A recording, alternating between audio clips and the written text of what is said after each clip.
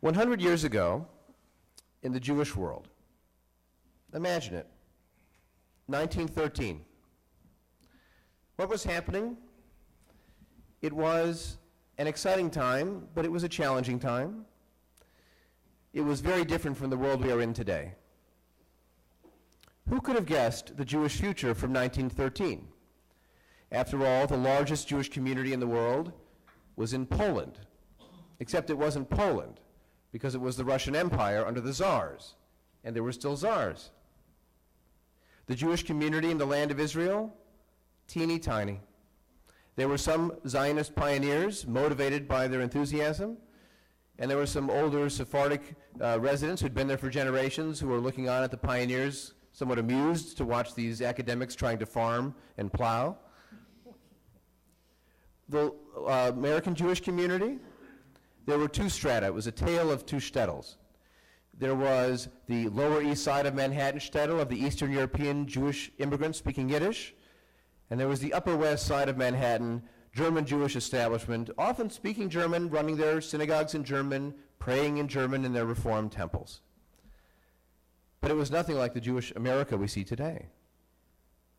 It was a world of diverse Jewish cultures, the kind of Jewish cultures that produced all those Chanukiot that Rabbi Moss presented so beautifully in her presentation this morning.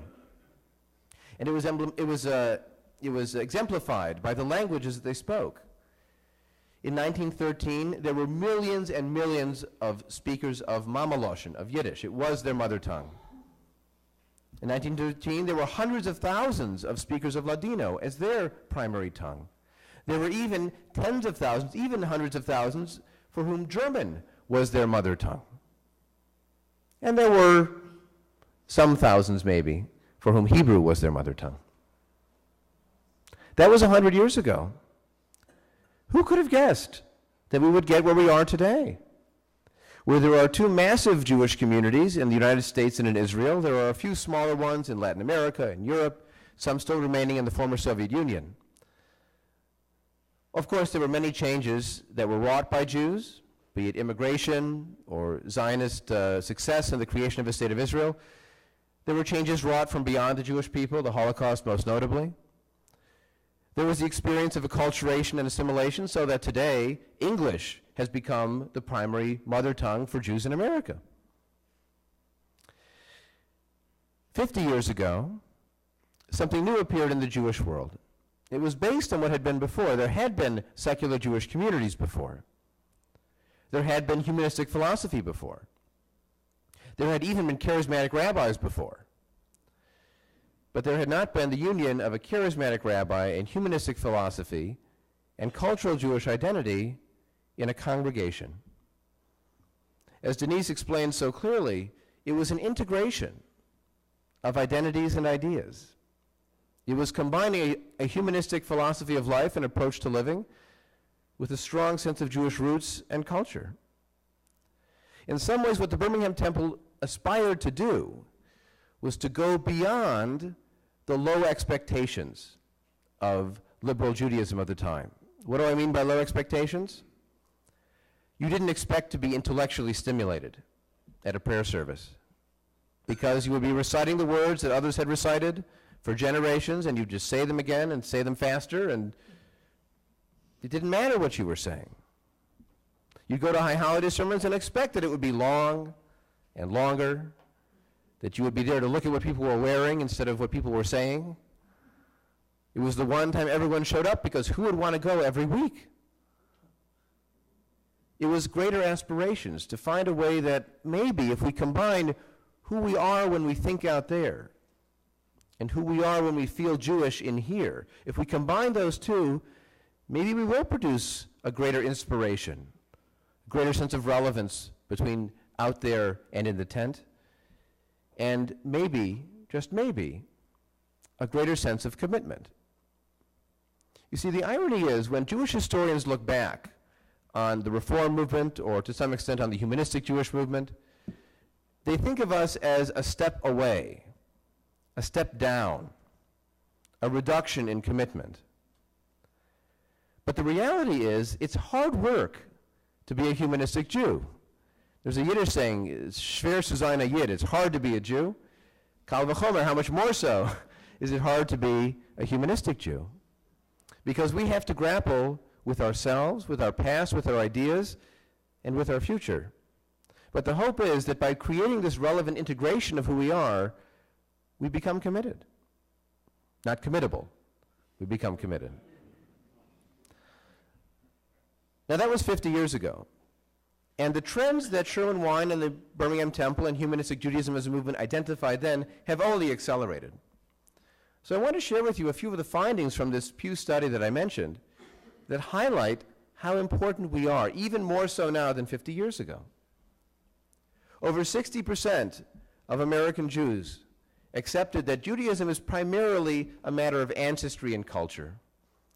Another 15 to 20% said it was both ancestry and culture, and another 15 to 20% said it was primarily religion. But understand, the vast majority of American Jews said that Judaism is primarily ancestry and culture. This is what Yaakov Malkin has been saying at these colloquia for years. We are the majority, the people who see Judaism as a culture. Another 68% said that you don't have to believe in God to be Jewish. As I mentioned on Friday, maybe finally we have heard the end of that question. Well, how can you be Jewish if you don't believe in God? Well, 68% of the American Jewish community believes you don't have to now, they might not know how to do it. They might not know how you do Judaism without it.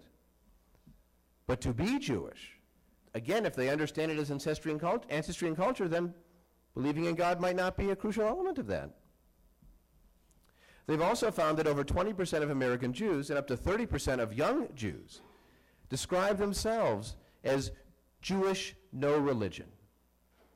See, they had three categories. There was Jews by religion, Jews of another religion, that is from Jewish background, still claiming to be Jewish but identifying with another religious tradition, could be Buddhism, could be Christianity, or other varieties. And then the third category was Jewish but no religion. Over 20% of all Jews, over 30% of young Jews. And as I mentioned in our discussion, today 61% of the children of intermarriage are being raised at least partly Jewish, some of those purely culturally Jewish. You see, it's high time for humanistic Judaism, if only the world knew.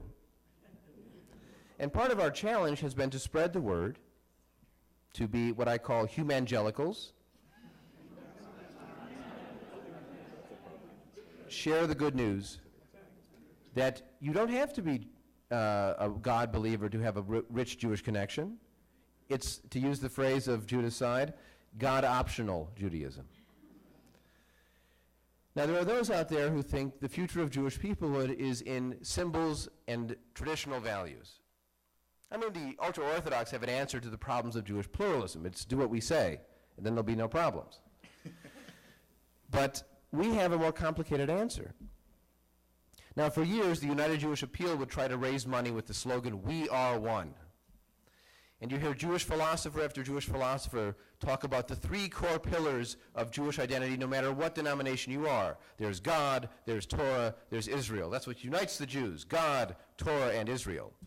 But in my experience, nothing divides Jews like God, Torah, and Israel. What do you mean by God? How do you talk to God? Is God a he? Is God a she? It's an issue that Jewish feminism has raised. Is God a God? After all, when you look at the God of Harold Kushner's When Bad Things Happen to Good People, who's more like a cheerleader on the sidelines saying, go, go, go, but who can't do anything to intervene in the world, is that really the God of the Bible, the God of the Orthodox Siddur? Torah? Who wrote it? And when? And why? Do I have to do what it says? Do I get to argue with it? Do I get to put my comments on the side, just like Rashi did and Maimonides? Can we offer our insights? Israel, not only the state, but who is in Israel? Who counts as being part of this Jewish family? You see, what unites Jews today is not God or Torah or Israel. What unites us is arguing about who's Jewish.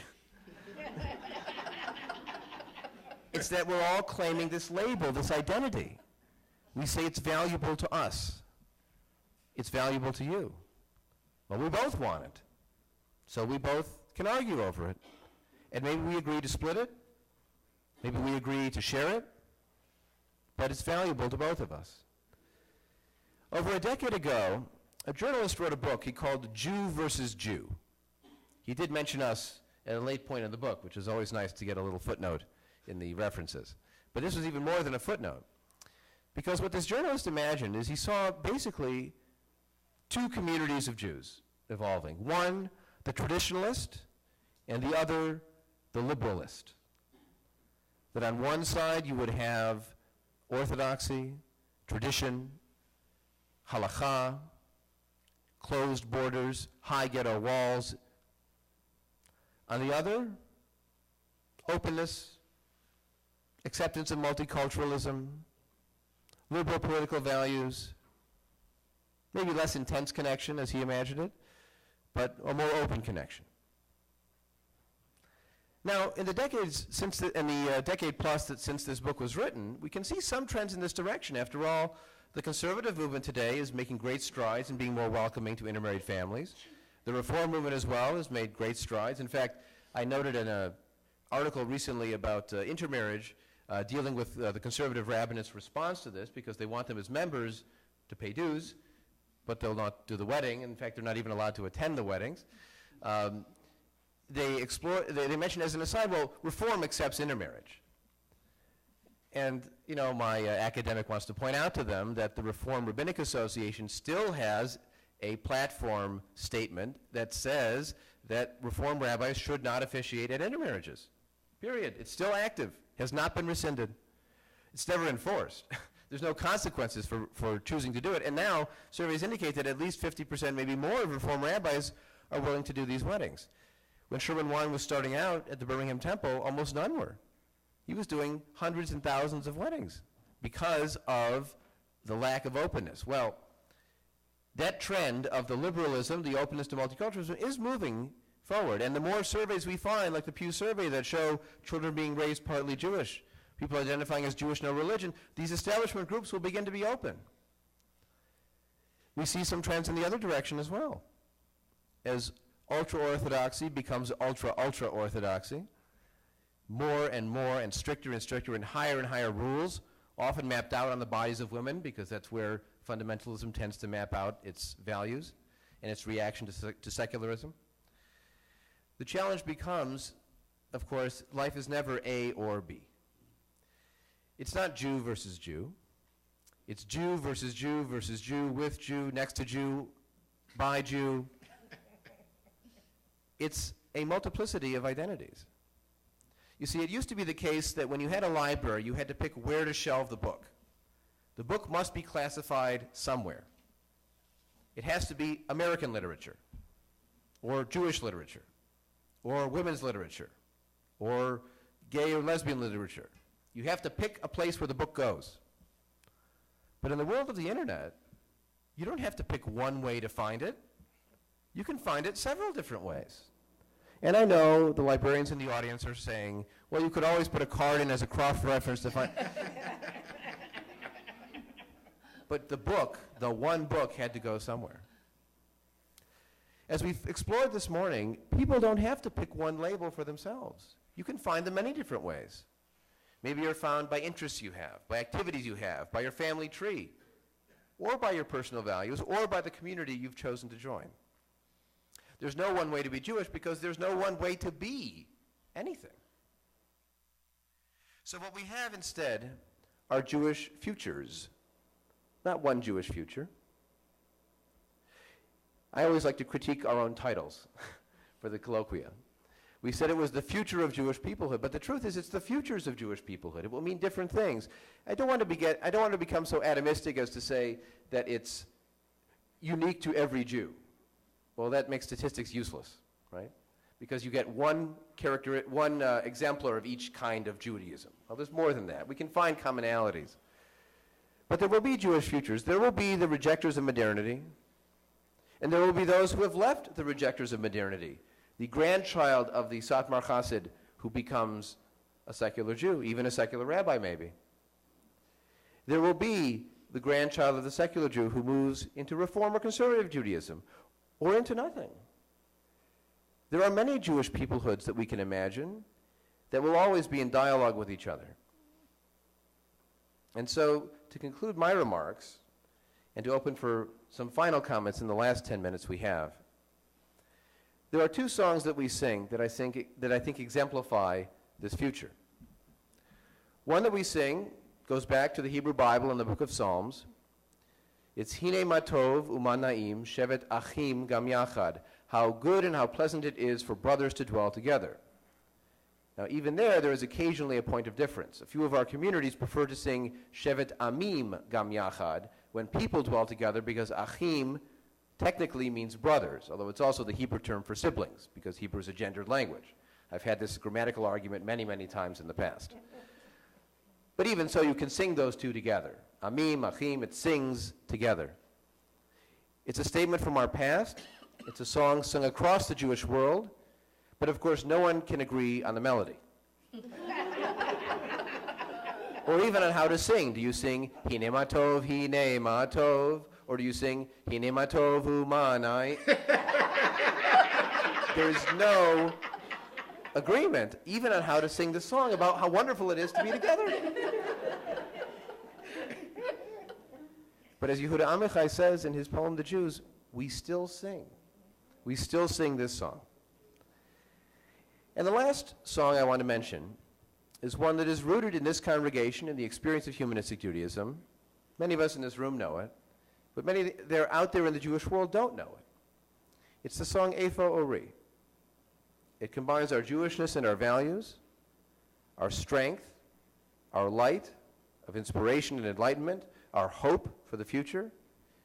But it's not just in me. It's never just in me. It's not on my cell phone. It's not in my Twitter account.